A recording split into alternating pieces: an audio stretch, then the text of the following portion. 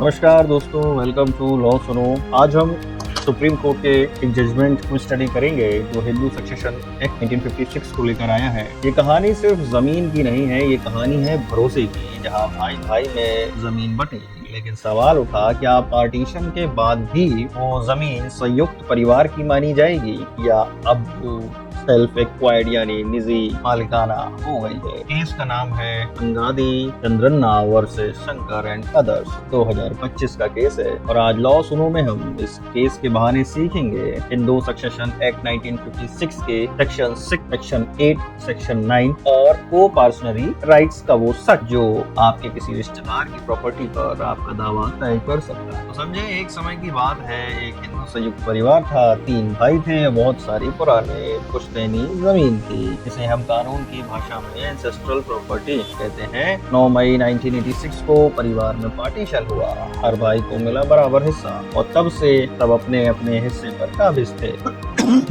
समय बीता और एक भाई चंद्रन्ना ने अपना हिस्सा खरीद लिया अपने सगे भाई से, खुद के कमाए पैसे और बैंक से लोन लेकर। इसके बाद चंद्रन्ना ने वो जमीन किसी तीसरे व्यक्ति को बेच दी और यहीं से शुरू होता है विवाद। भाई के बेटे बोले, रुको, ये जमीन तो अभी भी संयुक्त परिवार की है, चंद्रन्ना को इसे बेचने का कोई हक नहीं। अब बढ़ते हैं आगे। इससे पहले हम सेक्शन 6, सेक्शन 8, सेक्शन 9 को समझने की कोशिश करेंगे एक एक करके। सेक्शन 6 कहता है कि को पार्टनर यानी पिता की मृत्यु के बाद बेटे बेटी होता, उनका जन्म से अधिकार होता है को पार्टनरी प्रॉपर्टी पर। को पार्टनरी का मतलब जाने, ऐसी पैतृक संपत्ति जिसमें परिवार के सिर्फ 4 पीढ़ी के सदस्य, फादर के बाद सन, उसके बाद ग्रैंड सन, उसके बाद ग्रेट ग्रैंड सन बराबरी के हकदार होते हैं। 2025 के अमेंडमेंट के बाद बेटियों को भी बराबरी का हक मिल गया। याद रखेंगे, 2005 के अमेंडमेंट के बाद बेटियों को भी बराबरी का हक मिल गया। लेकिन याद रखिए, अगर संपत्ति किसी व्यक्ति को पार्टीशन में मिल गई तो वह अब को पार्टनरी प्रॉपर्टी नहीं रहती है। पार्टीशन के बाद जो हिस्सा आपको मिला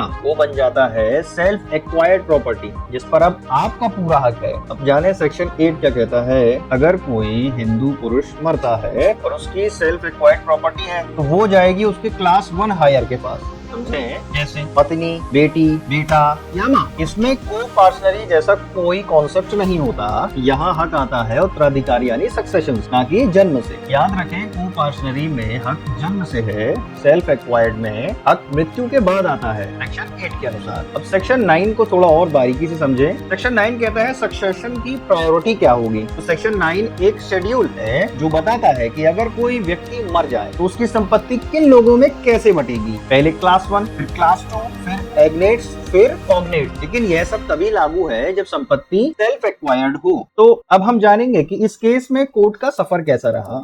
तो ट्रायल कोर्ट ने बोला कि जमीन अब भी पारिवारिक है, प्लेंटिफ के पक्ष में फैसला गया। अपीलेट कोर्ट ने कहा कि जमीन चंद्रन्ना की निजी थी, अपीलेंट जीत गया। हाई कोर्ट ने फिर कहा नहीं, यह फिर से संयुक्त संपत्ति है। मामला पहुंचा सुप्रीम कोर्ट में, जहां न्याय की अंतिम कुर्सी पर फैसला हुआ। सुप्रीम कोर्ट ने क्या कहा कि पार्टीशन के बाद जो हिस्सा किसी को पार्टनर को मिला वो अब सेल्फ एक्वायर्ड प्रॉपर्टी है। समझेंगे, पार्टीशन के बाद जो हिस्सा किसी को पार्टनर को मिला अब वो उसकी सेल्फ एक्वायर्ड प्रॉपर्टी है। प्लेंटिफ ये साबित नहीं कर पाया कि खरीदी गई जमीन ज्वाइंट फैमिली न्यूक्लियस से खरीदी गई थी। कोई को पार्टनर अगर अपने हिस्से की जमीन बेचे तो वो उसका हक है। कोर्ट ने बोला जो जमीन खरीदी गई वह चंद्रन्ना की थी, उसने लोन लेकर खरीदा था, इसलिए वो किसी को भी बेच सकता था। तो साथियों, पार्टीशन का मतलब सिर्फ जमीन का नहीं होता बल्कि अधिकारों का भी होता है। अगर आपने पार्टीशन कर लिया है तो उस हिस्से पर